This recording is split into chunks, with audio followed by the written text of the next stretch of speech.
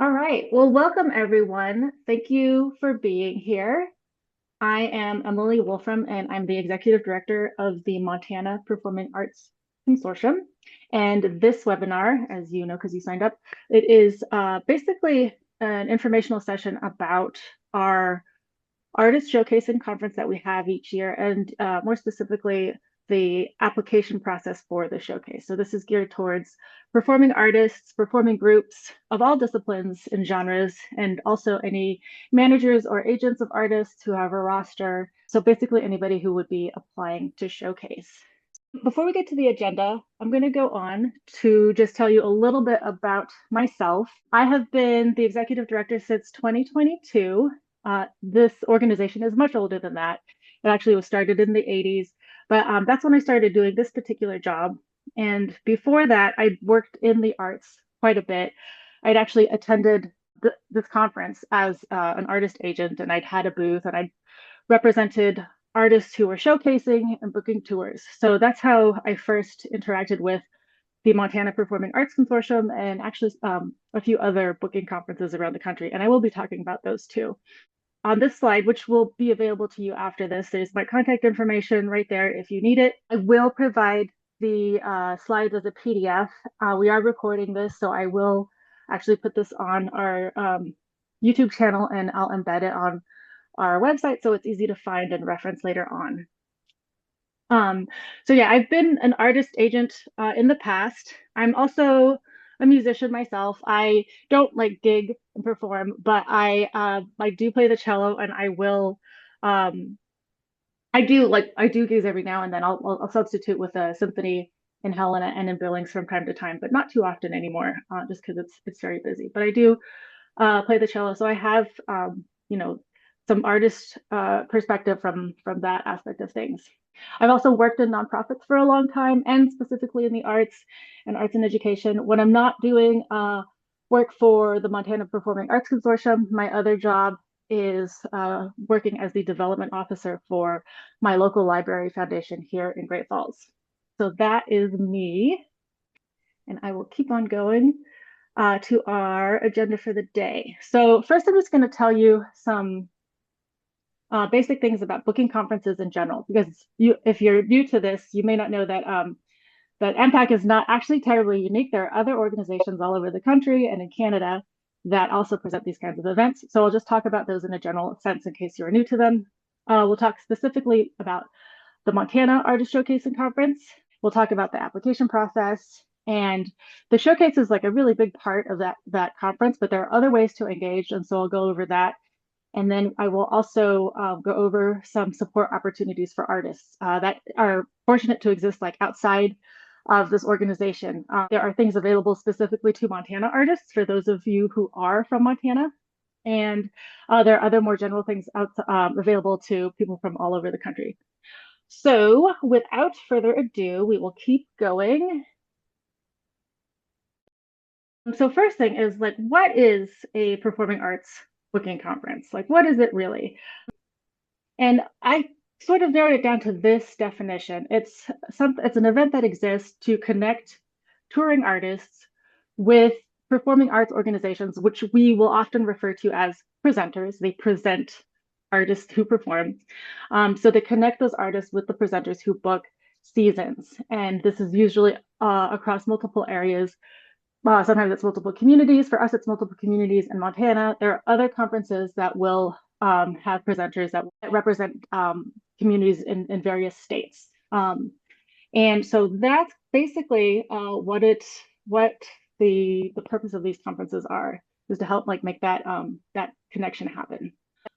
There are several of them, and this is not a fully like finished list of all of them, but these are just like some examples. There are plenty of them in the United States, and to my knowledge, there's one I think in like every province in Canada. So I listed them both here, and I listed both the USA and Canada because there's a pretty strong relationship with the arts in performing arts with these that where we're connected to each other through these conferences. You'll see a lot of Canadian performers at these United States conferences. And I'm not actually sure how much United States artists go to Canada to attend conferences and tour there. I'm sure to some extent that they do, but I haven't actually been to a Canadian conference myself. Most of these conferences will have some form of a showcase performance. Some of them are just juried, kind of like the Montana Performing Arts Consortium, which I'll call MPAC for short. Some of them are independent showcases, and I'll define that on the next couple slides. And there are structured networking sessions where people can talk to each other and figure out if like what artists and presenting communities are compatible with each other. There's often professional development for everyone as well, geared towards specifically artists or geared towards presenters or agents. Sometimes it's about marketing or like how to put together a contract.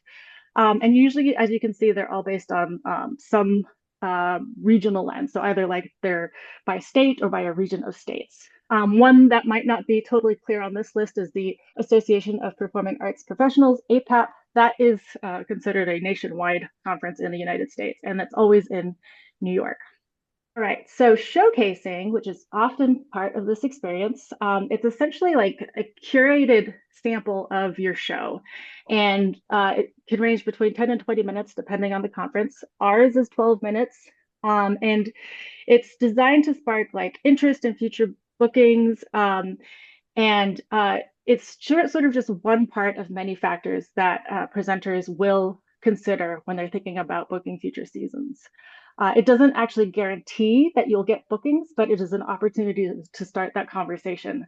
Because like I said, somebody might see your showcase and they might like be really impressed and think that it's wonderful, but they might find out that maybe your tech requirements are not something that they can meet, or maybe there's like an availability issue, or maybe it's like a small community with a set budget for what they can do, and like the cost isn't going to work out. So there's a lot of things that factor into it, but the showcase is sort of like the beginning of that conversation. Let's see. Oh, we've got somebody that performed at APAP. Cool.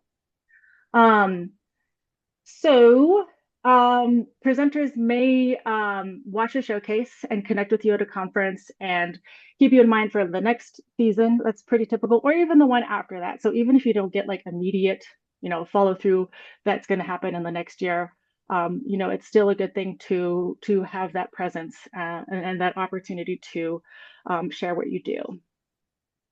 Presenters will often preview attendee lists to see who's coming and especially who is going to showcase.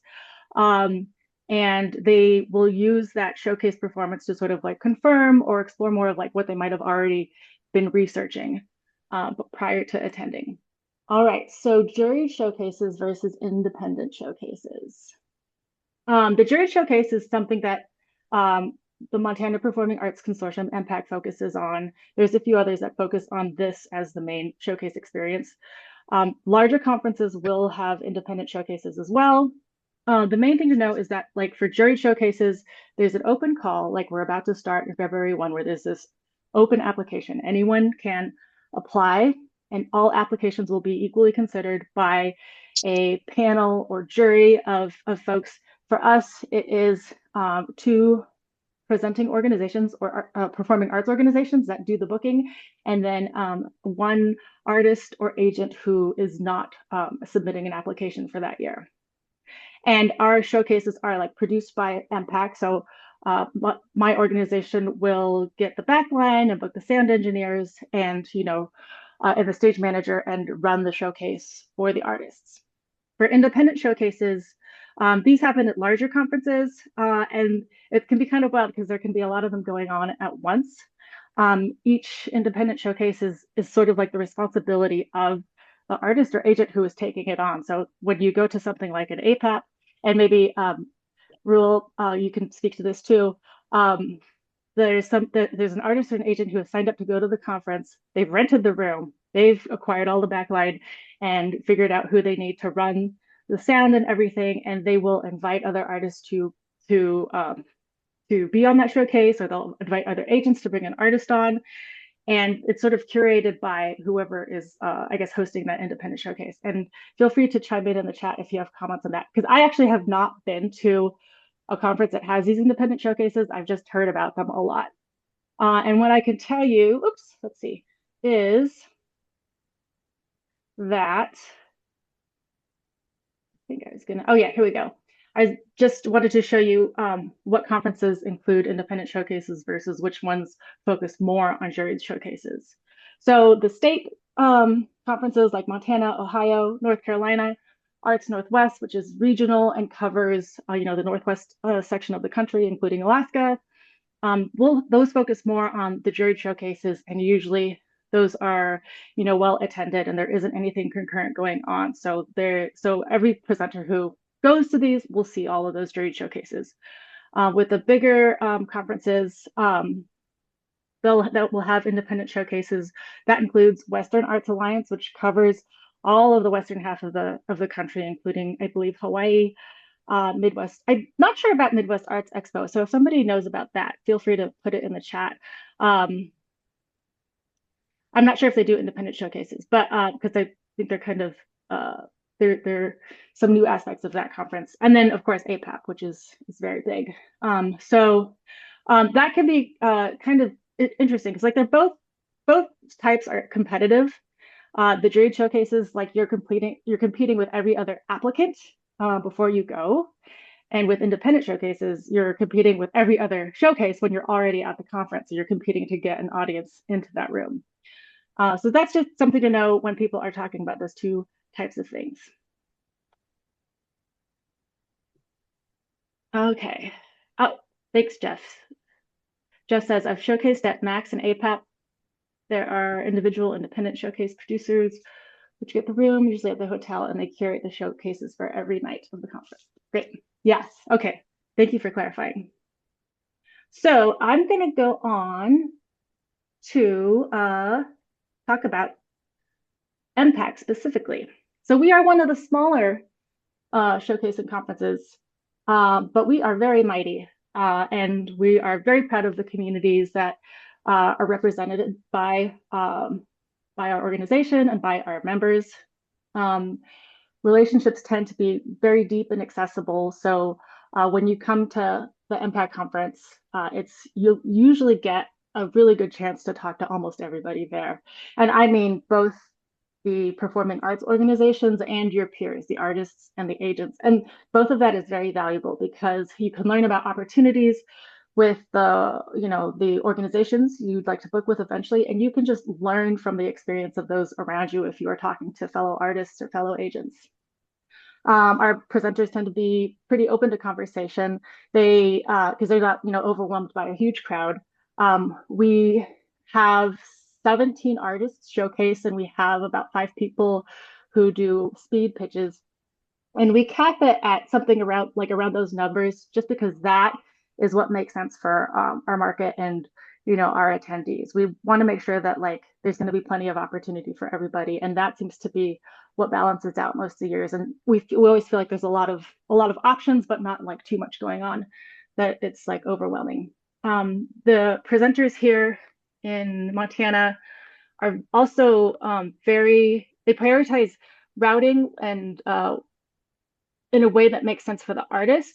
And sometimes they'll call it block booking. That's just, they'll say they're block booking, but really it's probably considered routing in other communities. But they understand that it's going to take a team or a collaboration and coordination on dates to make sure that a tour is going to work for the artist and be sustainable.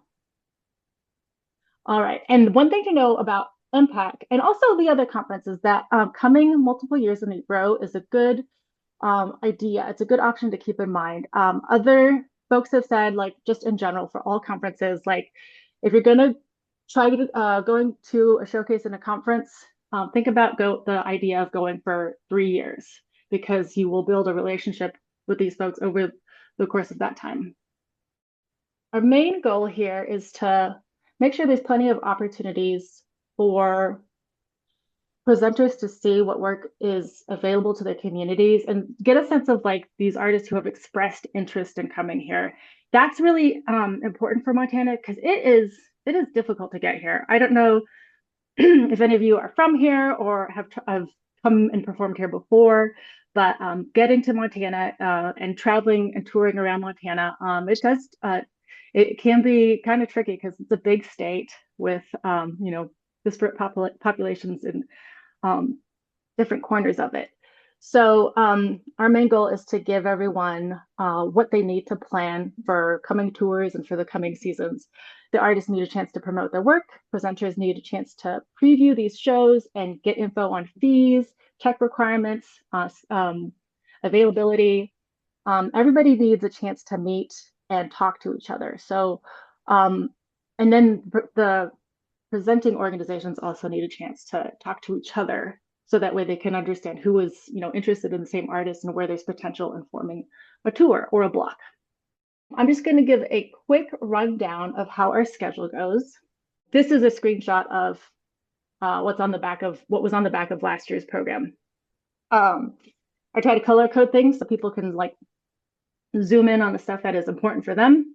And also I'm just going to talk about the stuff that is really relevant for the artists and the agents as well. And our conference isn't like super long, and it lasts over a weekend, and there's a specific reason for that.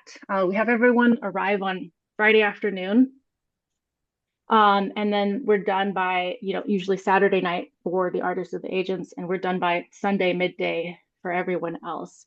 And we do that because we understand that in Montana, many of the organizations that present performing arts or concerts, comedy shows, whatever, they are in these small towns and rural places, and a lot of them are like 100% volunteer run. So the folks that are coming are like to do this, they actually have other day jobs that may not be in this field at all. So we plan it this way so they can, work it into their typical schedule. So that's why it happens over the weekend, and it's very dense, but we do get a lot done. So we do have everyone arrive on Friday, artists and agents, presenters, everybody. Usually the artists will spend parts of that afternoon in the theater doing their tech rehearsals. And we'll do that all afternoon into the evening. And while that's happening, we'll have an opening reception, which is open to everybody. You don't have to pre-purchase anything. We'll do some workshops, and we'll have a particularly important networking event called Turn the Tables. This is an event where like if you've been to other booking conferences before and you've been in the exhibit hall, usually it's the artists and agents who have a table that they sit behind or stand behind, or they stand next to it and they wait to be approached by the presenter. That's usually the etiquette at most conferences. Here we do literally turn the tables. So we give the presenter a booth, and they get really, really into this. And they like spread out brochures from their concert hall or their community, what have you. And the artists and the agents get to walk around and approach the tables. And of course, like normal civility and manners apply. So like you try not to interrupt somebody, but you get the chance to like walk around. And if there's a presenter that you looked up and you are curious to know about, say, Mission Valley Live in Polson, and they're free, you can approach the table and ask them all the questions you want. Like you get to be the one to do that. And that is pretty unique. I don't know yet that any other conference does something like that. So that's Turn the Tables. I usually try to make it so that way everyone has a hole in the tech schedule to attend that, or at least, if there's somebody who's overlaps with that time, they've got an agent who could represent them there. And it's really fun. And like I said, the presenters, they get so into having their own booth. It's really funny. They have a contest where somebody has to vote on the best presenter booth. And sometimes they want to keep their booth all weekend. And we kind of like, they just love like being able to represent where they come from, because they're very proud of the work that they do there, and they are wonderful. The other thing that I highlighted here was the 5 for 5 quick pitch session. So this is like a low tech or no tech opportunity to do a speed pitch of your show. It can be like all talking about your programming. Some people will bring, like singer-songwriters might bring their guitar and a mic and play a song and discuss a little bit their outreach programs or what they offer. So that also happens on Friday as well. We do have dinner that is catered, and that's open to those who purchase that in advance. And that is Friday. All right, moving right along. Saturday is our big day of showcase, excuse me, showcase performances. And like I said, we have 17 showcase performances that we plan. We split it into 3 showcase blocks. And after each showcase block, there is what we call resource room time. That's when folks have time to be in our version of the exhibit hall. And that's when the presenting organizations that represent various venues will go and they'll be excited. They'll see somebody play, and that's when they get a chance to go up to the table and start asking the logistical, practical questions like, what is the fee? When are you available? What are your tech requirements? How many hotels do you need? That sort of thing. So that happens starting very early well, not very early. It starts at 9 a.m. And I will tell you, like, if you have any trepidation about like playing at 9 a.m., the 9 a.m. slot is actually really amazing. Whoever like performs then always gets a lot of attention. So they are awake and ready to pay attention and get excited about what you're doing right at 9 a.m. So we'll do that. We'll have showcase one. We have catered lunch, which is optional if you decide to purchase it. And then we have 2 more showcases and resource room sessions. Then we have catered dinner. Excuse me. And then we do have an artist closing meeting while the presenters sort of like wrap up their their interest that they report to me for our meeting that follows the next day. And after this is all done, we will have our jam session.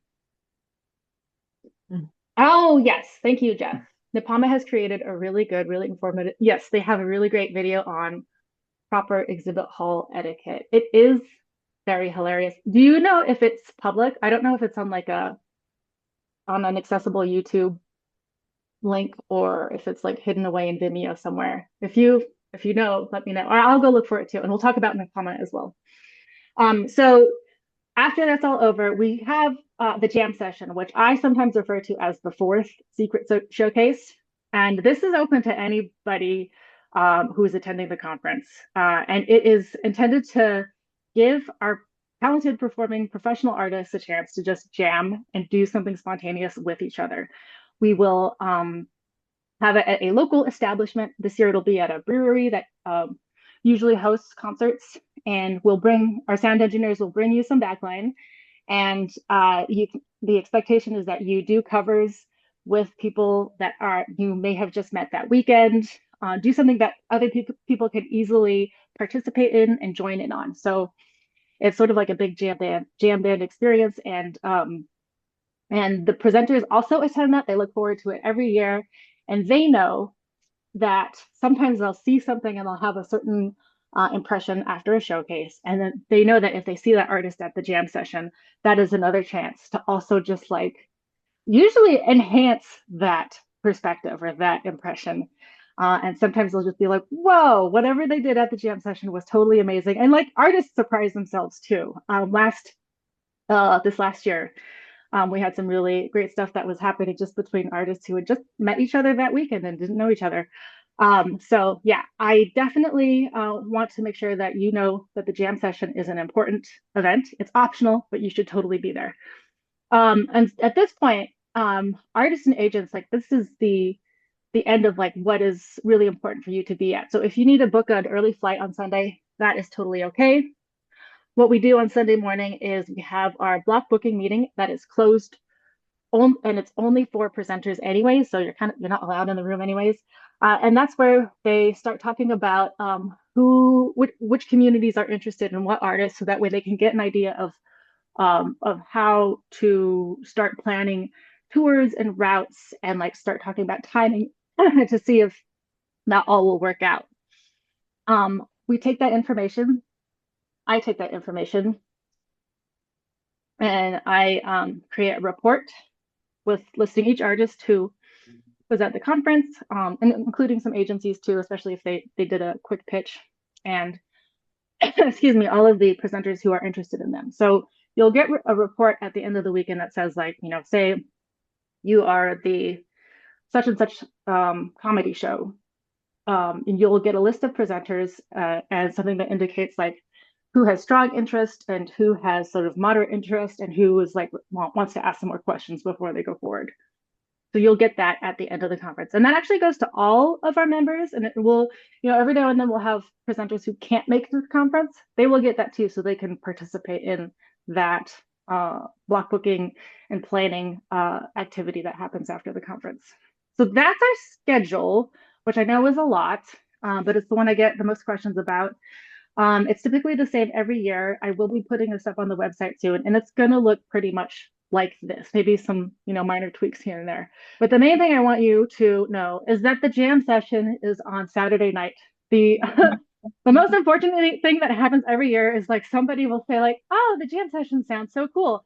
I wish I knew that it was happening." And I just like, I try to like repeat it as much as I can. So please remember, if you are applying and you get invited to showcase or you decide to come to the conference, regardless, come to the jam session. If you don't showcase, if you don't have a speed pitch, you can play in the jam session.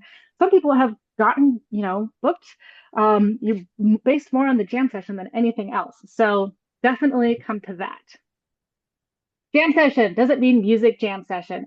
It pretty much does, just on like the way the setup is. But you know what? Like we're open to like whatever is going to be fun and safe for everyone. And I think Joy, I remember you from one of the dance companies in Montana. So like if I can tell you we're going to be at, I think, the Lewis and Clark Tap Room in Helena. So if that gives you any ideas, just let me know. But yeah, typically it's set up for music. We did have a comedian that helped be the MC for a while at one of the previous jam sessions, and that fit really well for her. But yeah, we are open to suggestions. Who is at MPAC? Here's a map. We've actually added a few more dots to this. We've got somebody out in Baker, down here in Southeast Montana, that has become a member, and they sent a representative to the last conference, which is great. And we've added the Bitterroot Performing Arts Center in Hamilton as well. So this gives you an idea of who's coming. The important thing to know about who is here and why it matters for MPAC and other conferences is that, like I said, because so many of these organizations are all volunteer run, they don't have the resources to send a representative to a bigger regional conference. Like Arts Northwest is the closest one that would make sense, but it's usually in like it's going to be in Boise. It was out near Portland last year. Like they just don't have the resources and the expectation that they can send somebody there who's going to like miss work to go and do that. So this makes this accessible to many more communities in Montana. You will sometimes see a bigger presenter, like say, for example, maybe the Alberta Bear from Billings, or maybe like the Myrna Loy is a bigger venue in Helena. They may go to these bigger regional conferences. You'll have to see them there, but you'll see like 20 of them at MPAC that wouldn't and a large number of that are those smaller organizations that that would have trouble getting out to a bigger conference. All right, so the important things to know is just in general, as we're moving on, you get really good access to presenters for the conference. We usually get good feedback on people having opportunities to meet others. And the presenters do actually book our showcasing and speed pitch artists and those that they meet in the exhibit hall. And they have relationships with people that come back year after year. Some presenters book their whole season from what they see at this conference because it's a really important opportunity to see just like what's available from all over the country. And they are always trying to make routing and touring, feasible for the artist. So yeah, and they understand that like performing arts and the arts in general is like really about making sure like the people in their communities have a really wonderful creative experience, and that is about the quality of what you bring. So even if like you're concerned that you might not have like a name in Montana yet or be well known, if your work samples are good and your showcase like really does a good job of conveying what you're capable of and it's a great show, like they're gonna value that and they're gonna want to talk to you. So those are some things to know about just in general the feel of this conference. I'm putting links in this page so that way you can access them when I send the PDF out. You can see last year's program. You can see who showcased before and who attended. Another way to get more information is to become a member, and then you'll have access to our directories and other archives of previous programs. And you could also sign up for our newsletter, which is what I'll be using to remind you when the applications are opening. Let's see. And I've got a question here. Does the showcase include multimedia components? Like if you wanted to share short video visuals? Yes, that is totally possible in the showcase. We will have that available on the stage. That's also, I will have to find out if that's available for the speed pitch, but that is typically available. We do, well, just as long as it's like part of what you're actually showcasing, because they want to see an actual performance, but video is certainly something that can be incorporated, and people have done it before. Last thing before we go into the application process, I know the print is really small, so I'm going to read this quote. This is from a jazz artist from Atlanta, Georgia, who came to showcase a couple years ago and he came back last year as sort of like a follow-up to, like I said, continue those relationships and that networking. He didn't showcase last year, but he still got plenty of interest and follow-up. He said, I attend multiple conferences a year, and MPAC is the hidden gem among them. Not only is it run incredibly well, but the number of opportunities to comfortably sit and talk to presenters and agents is second to none. You make real connections here. MPAC also remains the runaway leader in block booking, which is a really nice thing to say. The presenters cooperate so well and work hard to make touring Montana incredibly easy for the artists. I didn't believe it when a fellow artist said I had to go to MPAC. Consider me converted. Um, and these are a couple of pictures of Justin and the Jazz Legacy project. And that's really wonderful of Justin to say, like, and it makes me really proud of what we do. But I also like, I appreciate him so much. But the people that he's working with in these pictures is really significant too. Like these small communities that are out, you know, where it's hard to get to, like this this kind of the stuff that the Jazz Legacy Project and other artists who go to these small communities, it's so special. The communities do know that like they are really lucky to have these experiences come out to them, and they don't have to drive, to Missoula on a cold February night on icy roads or something. Like they come into their schools and work with the kids, or they go into community centers and reach people there. Like that is a big priority for everything that we do, is making sure that those experiences happen. So here are, excuse me, important dates.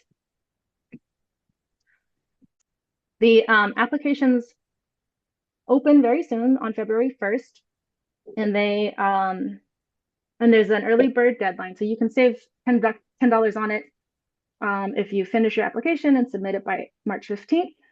Registration for the conference will open on April 1, and then on April 24 is our final application deadline. I try to make that well after tax day, so that way you don't have to stress about too many things at once.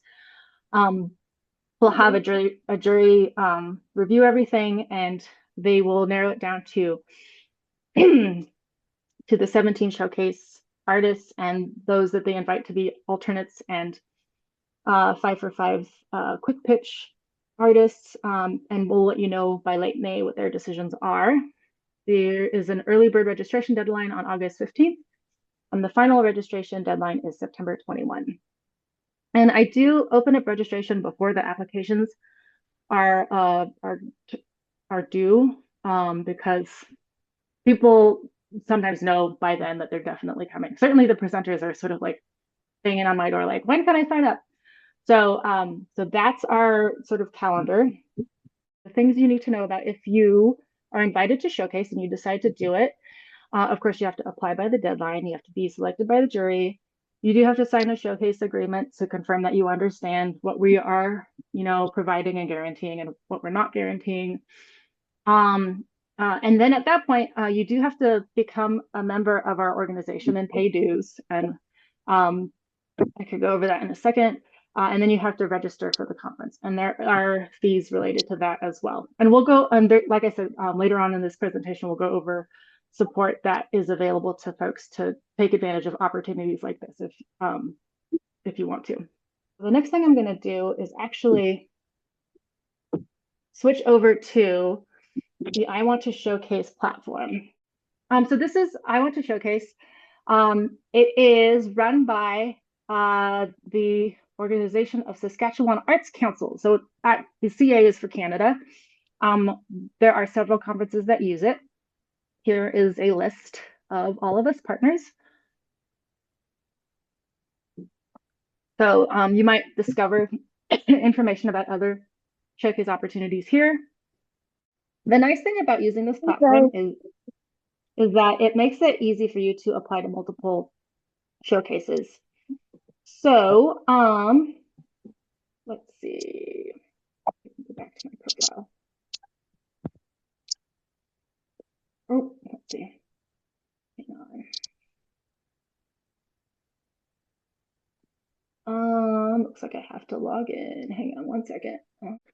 All right. Okay, so can you see the page that says let's get started, where to apply, and account settings at the top? When you create your profile, you're gonna create the profile for yourself. And so this is just sort of like a dummy account that I created. You can select if you are a self-represented performer or an agent. Can you guys see this form okay? Okay, great. Yeah, so you put in your contact information and identify like your role and your website. And that is your account for logging into this.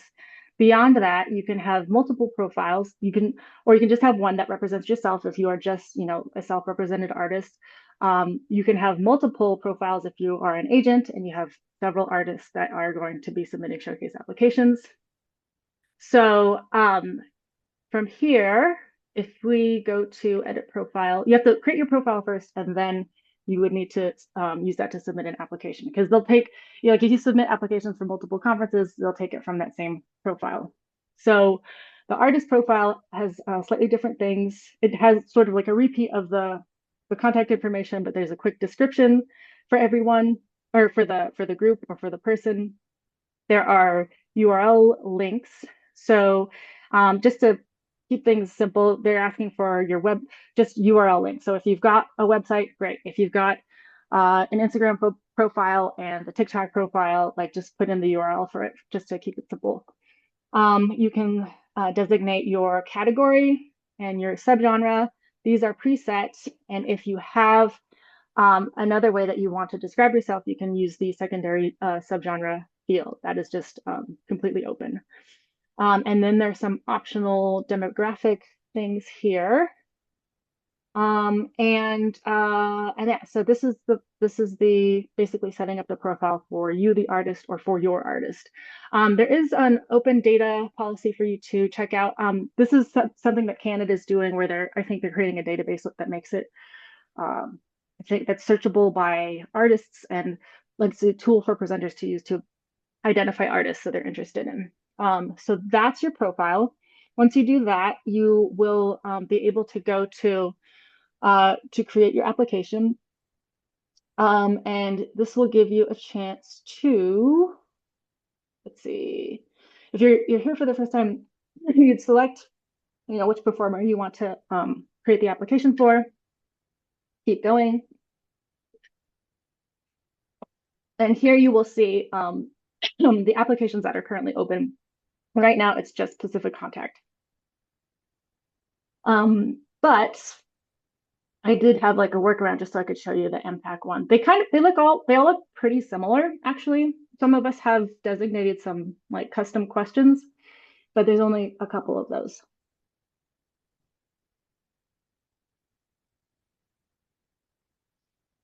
Okay, so here is the application for the Montana Performing Arts Showcase and Conference. Let's see. Oh, one thing I should note is that usually before you get here, there's like a profile for MPAC, and it will show you all the showcase provisions. I've actually copied those in a document in case you are looking for it on our website. And it does make you like agree that you have read all of those before you start your application. Um, I will just show you those really quick if this will let me.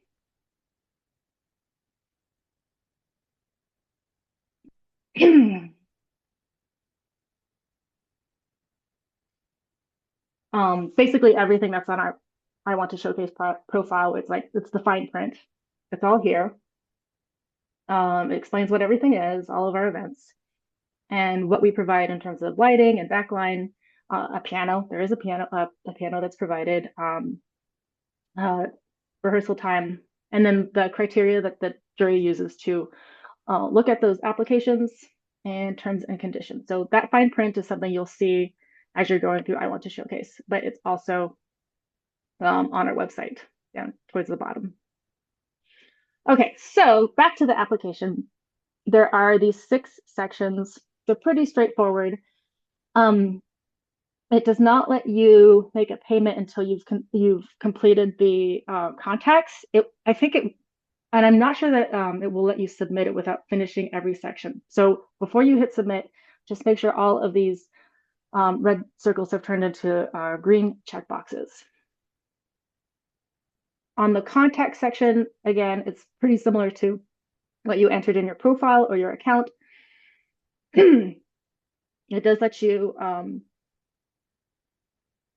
adjust things if you want something to say something specific for one application versus a different one. Like say you're applying to OSAC and you're applying to MPAC and you want to customize them, you can do that here. So yeah, this is pretty straightforward. It looks very similar except for this performer description and artist type here. That is the contact section. I don't really have much to say about this because it's pretty straightforward. But if you have any questions, again, feel free to put it in the chat or just come off mute.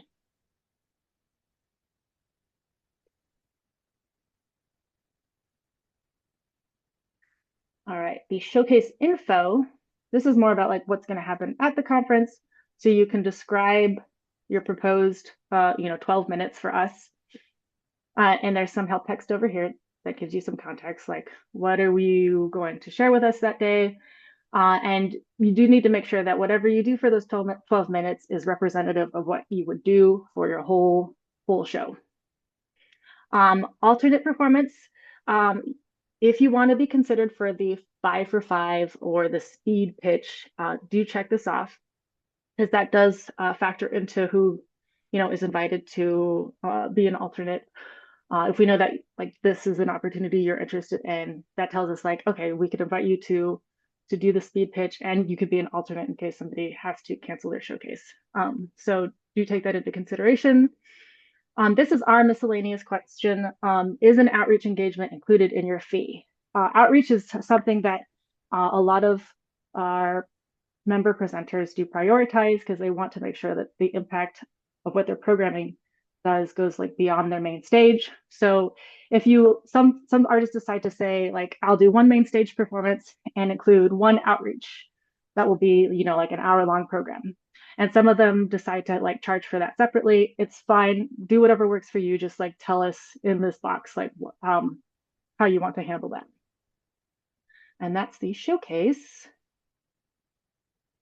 Going back to our menu, we go to touring info. This is another important section. This is where you tell us what your fee range is. And we have different options for showing what your fee is. So this is assuming that like if you come out to Montana and play only one show, it's going to cost like this much, and that's that's a big trip to just play one show. So that might be your highest fee.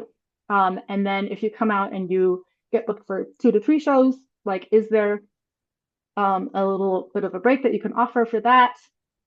And then same thing for 4 to 7 shows and 8 shows, because there's the understanding that if you can get booked for more shows, it preserves resources for everybody, but you also have more opportunity, and you can offer,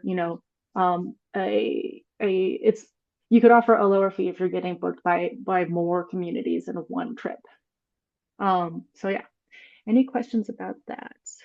No. We ask for how many performers are in the group and also how many hotel rooms are needed. Sometimes there are groups where there's like family members that are in the same performing group. And, if like 2 family members can share a room, that's good for us to know because presenters can budget for that. And we know that the size of the group affects the cost of booking you. Additional information, community and educational outreach. So you can describe that here. Do not skip this section. And if you have questions about that, feel free to reach out to me, and we can talk about that.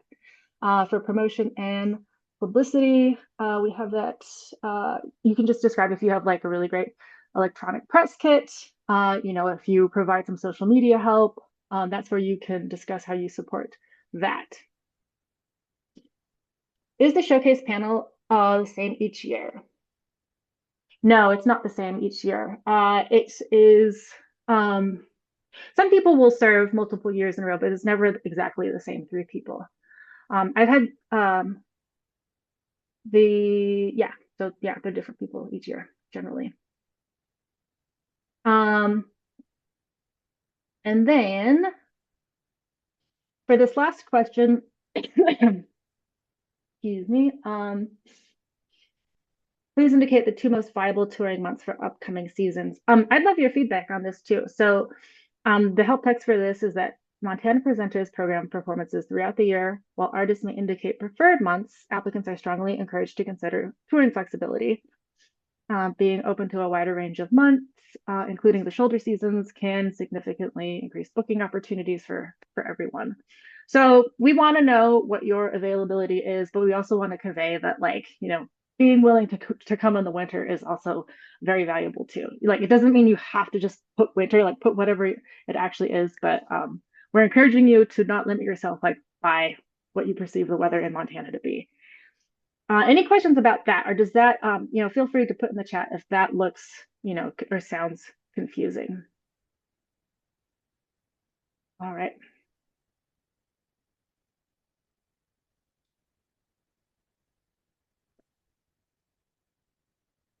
Okay, photos and documents. These are your professional photos. You have the option to upload 2. And we ask you to upload a file for your full biography.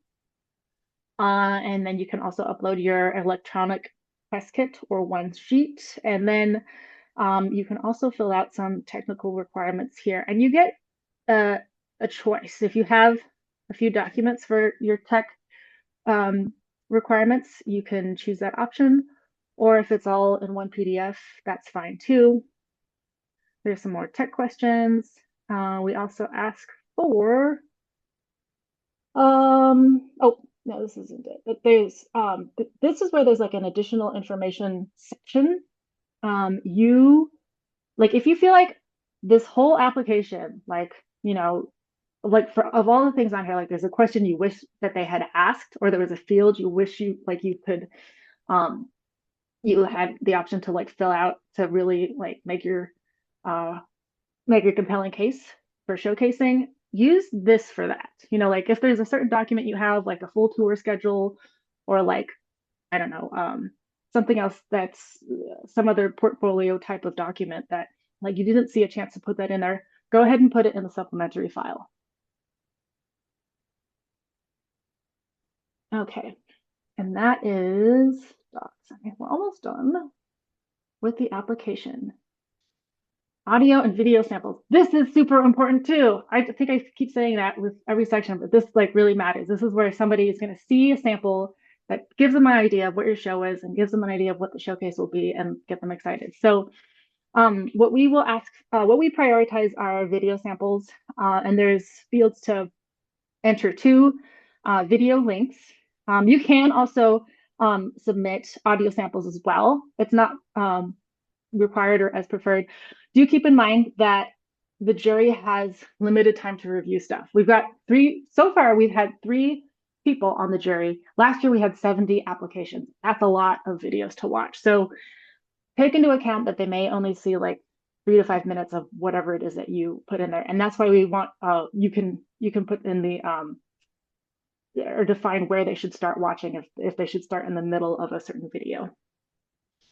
One thing that has been mentioned in past juries is that they really want to see or get a sense of how a performer interacts with a live audience. So it is very advantageous to include in your video sample, and sometimes it's a sizzle reel or like a medley of different videos, like something that has some documentation or some footage of your band or your group performing with a live audience. It can be outreach too, it doesn't have to be like a live concert hall or anything. They just want to see how you interact with a live audience.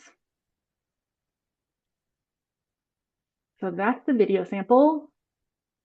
Once all those things are done and complete and you've checked off all of the required fields, these should turn into little green check boxes. Do we program dance in our showcases or only music? That's a great question. We are open to dance. Our presenters are open to booking dance. I don't think we've had that many dance groups actually apply to showcase, or maybe, I'm not sure that any have actually since I've started this job. I think they have showcased before, like I've seen them in past programs in the archives. And our communities in Montana are really interested in them. We have another organization similar to MPAC called the Montana Dance Arts Association. So that is a thing out here. I will be honest and say that like sometimes it can be a little bit intimidating, but we're hoping to overcome the things that make it seem more challenging than it might be. Like people worry, like what if I don't have a Marley floor or all the lighting requirements? Like, or is it a group that's got lots of people in it, which makes the cost go up? So there are these what I will call like perceived barriers, but one of our projects for the future is figuring out how to educate people to either remove those or to assist them in dealing with them. And Carmen and Joy, like I invite you to talk to me outside of this webinar about your ideas for that, or your vision for touring your dance program. Like I mentioned, I have a music background and I'm a cellist, so that's where I lean on other members in MPAC to help me understand dance more and help me understand how to make it more accessible to everybody who comes to the conference and all the communities that are served by this. I hope that kind of answers your question. We'll certainly, yeah, the dancers are definitely welcome to apply to showcase, and I would love to see somebody showcase dance and see a tour happen. I think we did have recently Polson, or yeah, Mission Valley Live and Polson did present dance. They presented repertory dance theater from Utah, so it does happen, but we need your help in figuring out how to make it easier for everyone. So that's the end. Payment is pretty simple. This won't let me do it because I haven't finished the context section yet, but that is the last piece of it. So yeah, that's the application, and I think that's all I've got. The main things to know is if you have questions, check on that MPAC profile or check on our juried showcase page. A lot of that is spelled out there. You can certainly email me if you have a specific question.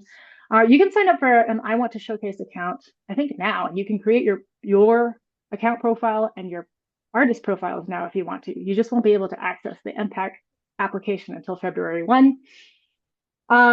We went through adding a performer, and do make sure you complete all sections of the application before paying and hitting submit. Showcase application questions. Here are some links to the places where you can find that. This is a link to that juried showcase page that I mentioned. I Want to Showcase also has their own YouTube channel with several like tutorial videos that you can reference, and we've linked to those, I think, from our application site as well. And then of course there's me and my email address. When you're applying, do be fair to yourself. And when I say that, I mean like list fees that you are actually comfortable with. And stick to your strengths and your passions when crafting your descriptions and your program offerings. I know that a lot of outreach stuff has pictures of like cool cafeterias and classrooms of kids. If that's not your thing and you would rather play at a senior center, that's fine. Just like explain that and tell us how you really make wonderful connections when you work with that specific demographic. Like it doesn't have to be outreach can be many different kinds of things. So play to your strengths. Um, for your work samples, just always be asking yourself, like, does this adequately give an idea of what the whole show will be like? It's good to have, quality samples if you can. And that's getting easier and easier to do all the time. And if you have questions about that, let me know. I might be able to connect you with somebody who can give you some good pointers on that. And again, know that the jury will see only like, maybe 5 minutes. 5 minutes is like a good idea of like what they'll have time to watch. And does your work sample kind of give the person an idea of what your whole act is going to be? Like for example, there's an example of like, like if somebody watches something like this looks cool and this person's obviously talented, but I don't understand what they might do for an entire 90 minutes with an intermission. Like just be aware that like that's like part of what people are thinking about when they're considering all these applications. Or like somebody might who does all kinds of performances who only submits work samples of just like the kid stuff, like just the outreach stuff. Like that doesn't really tell us what the main stage evening performance is going to be like. Or then one might assume that it's going to be like only a kids show. Um, being flexible is something worth mentioning. Like if your group can range in size, like if you can do a duo version and then like a 5-piece band version, that's really helpful to know. And people will take advantage of that option and you might have more opportunities because of that. And can your technical needs be flexible as well? We do have artists that do really well when they tell people like, okay, well, when I arrive, I'll do these first couple shows where I'm going to have like my full, a pianist and a drummer and a bassist or something like that. And then they might go on to a later part of the tour where they cut it down to tracks. And like those are different versions of that show, but that makes it more accessible to more communities. Um, Outreach matters quite a bit, so don't skimp on this. And again, feel free to reach out to me if you want to talk about that. A lot of our presenters are nonprofit organizations, and when they are applying for support and funding, they are the outreach is where they can show that what they're doing has an impact. And again, use the supplementary file option if you have more you want to convey. Yeah, so that's the application. I think we're going to go on to the exciting part, which is support. Oh, no, sorry, other ways to engage. I forgot about this section. Okay, so before we go on to support, if you don't get invited to showcase, that's okay. We had like of all of the applications we got last year, there was really nobody that was like a definite like, I know they were all really wonderful. It's hard to choose, but know that like that's not the end of it all. You can still certainly have great opportunities that come up from the 5 for 5 or speed pitch session. And doing that, being present for that does, make it possible for you to be an alternate if somebody has to back out of their showcase opportunity. You can still register for the conference and you can still attend even if you're not in the showcase or even if you're not in the speed pitch. That's totally available. You can, if you do that, you can learn a lot from just visiting with your peers, like I said. When I was an agent attending these, I was very grateful for the very friendly people around me who, like, we were all doing the same thing, right? We're all artists or representing artists, and it was very collegial. You can take advantage of networking events and meet people. You can also just become a member and have access to our resources and learn about our various communities through our directory there. You can buy an ad or sponsor part of the conference, and you can be in the jam session, which is like something everyone looks forward to and it's well attended. So those are other things aside from showcasing that are very valuable. Now I will go on to support for artists.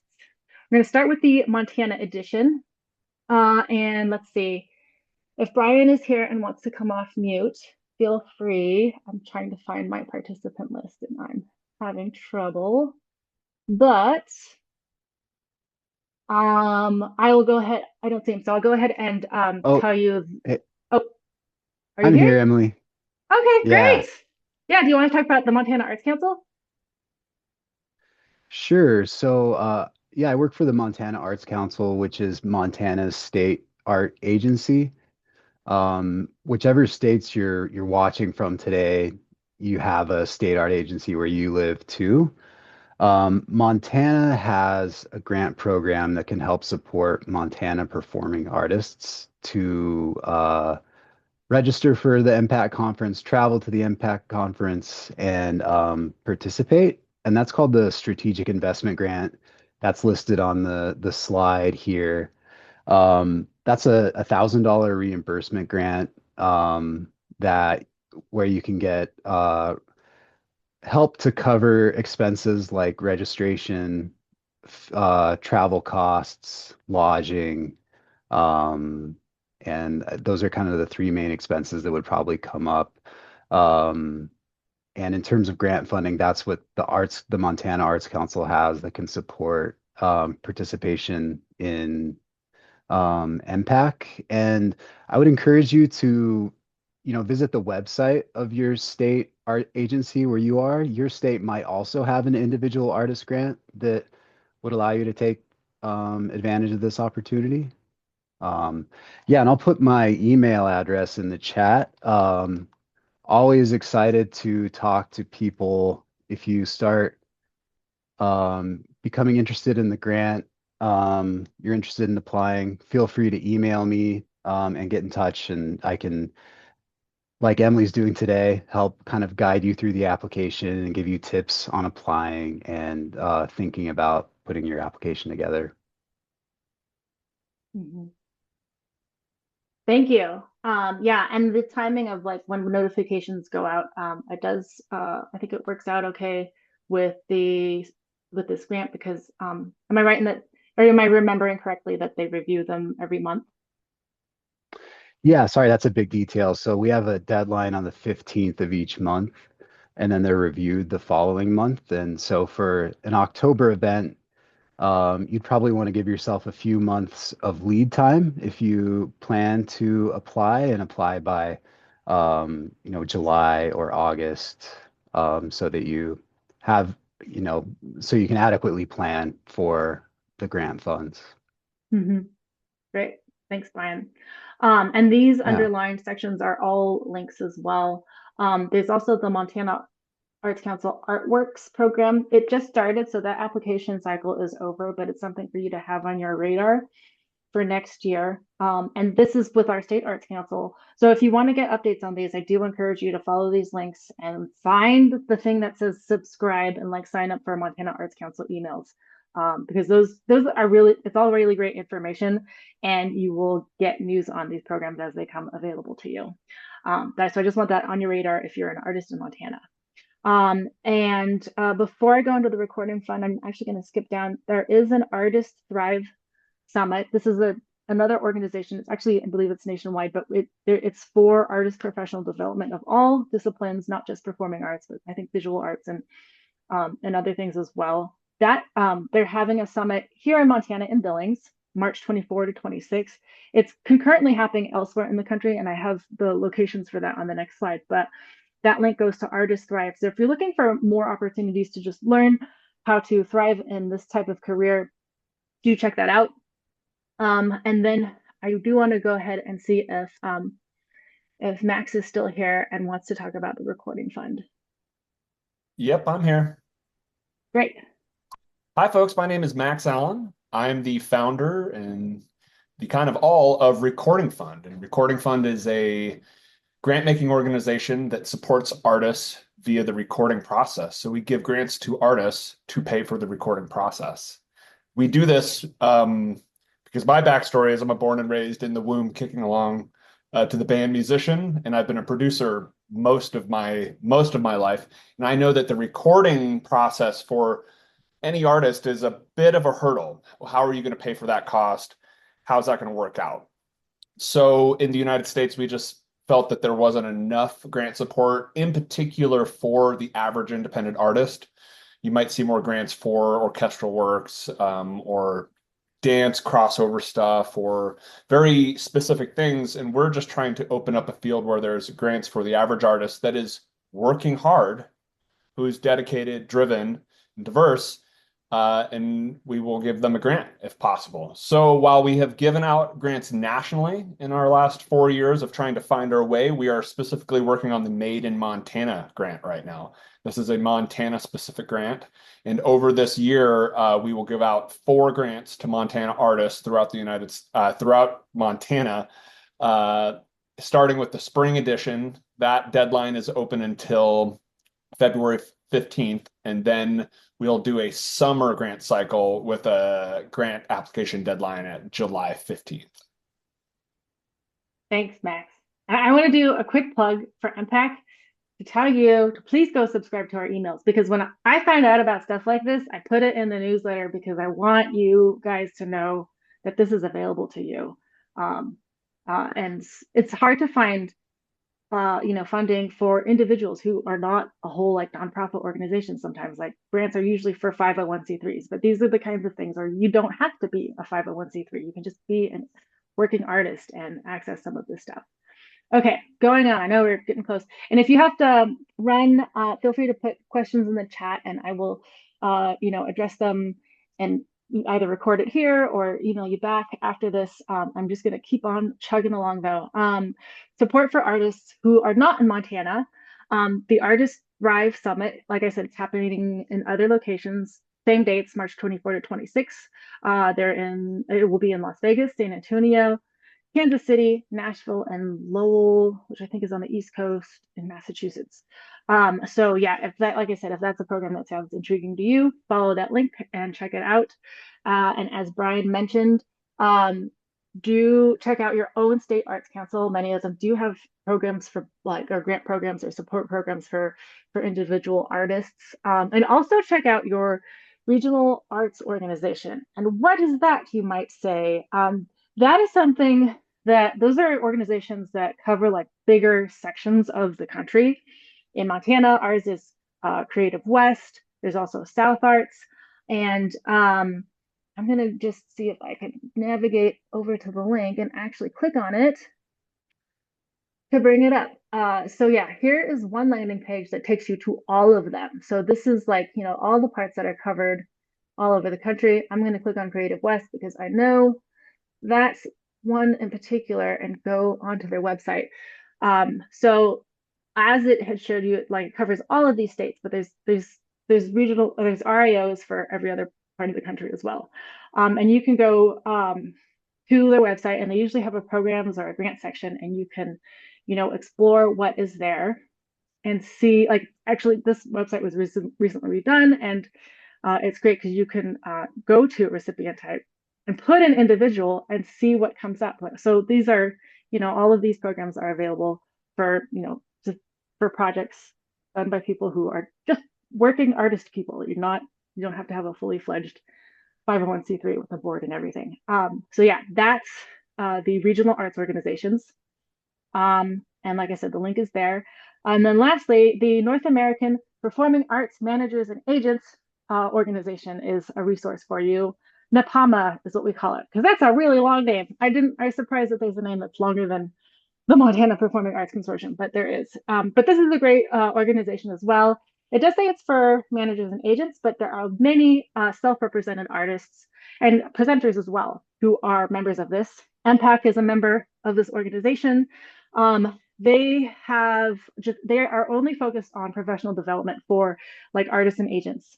So they do a really good job of creating workshops and learning opportunities and networking opportunities where you can learn in that sphere. They have a retreat every summer.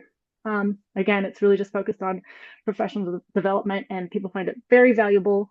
They record all of their workshops just like this, and they have a huge library of past workshops that are really useful on things like licensing or making contracts or just what have you. So this is a great organization to look into if, again, you are looking for community and support and ways to learn. So that brings us to the end. Oh, 1 and 3 minutes over. I do apologize. But if you guys are still there and have questions, do feel free to pop it in the chat. I'm going to go ahead and stop sharing. Oh, can I go back one slide? Yes, I can.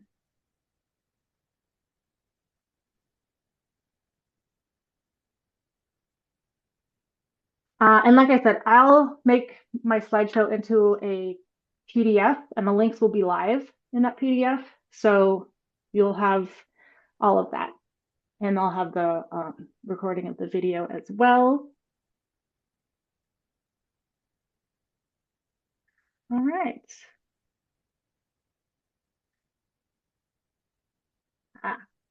How many presenters attend MPAC? Let's see, I want to say like pretty close to 20 each lately. It's like between 17 and 20 has been like where we're like holding steady, but I think we're gradually adding more. So yeah. And like I said, of those, you might see 2 or 3 of them at a different regional conference. But there's so many communities that are small and rural that they find MPAC to be a place where they can participate in all of those routing and block booking opportunities. But yeah, we have about, I think 17 to 20. It's closer to 20 these days. We're doing well. Can an organization come as both an artist and a presenter? That's a good question. I think that I think I've actually been in that position. When I was an agent, I was representing these chamber ensembles that were a part of my local symphony here, and the symphony was a presenter. And so people would approach me about the symphony and talk to me about them presenting, but I would also be trying to, book my artists from the other side. Yeah, but we should probably, I think I'd invite you to get in touch with me by email so we could talk about that and see. I think the only thing that might be kind of sticky is like in that block booking meeting, where presenters like want to be able to have like some candid conversations about the decisions they have to make. They prefer to do that with not without artist presence. So it sort of depends. What symphony do I play with? Sometimes I substitute with the Billing Symphony and the Helena Symphony. Thank you for asking. The other thing about being kind of both an artist and a presenter is like, I think you can come and work in both roles, but it might be helpful to everyone else if you can clarify which one you're focused on for that weekend. If like one outweighs the other, and people just are aware of that because when they, it will change like what questions they want to ask you or how they want to approach you. Dan, you've performed with Billings. Oh, great. I haven't actually been there this season. It's been too busy, but hopefully next season. All right. I don't think I've missed any questions, but feel free to come off mute. It's 2:21, so I'm going to go ahead and end our presentation. Thanks again for spending this time with me, and feel free to follow up with emails if you think of questions later on. And I will send out a PDF of the slideshow and links to the video recording in the next couple days. All right. Thank you, everybody. Have a great weekend.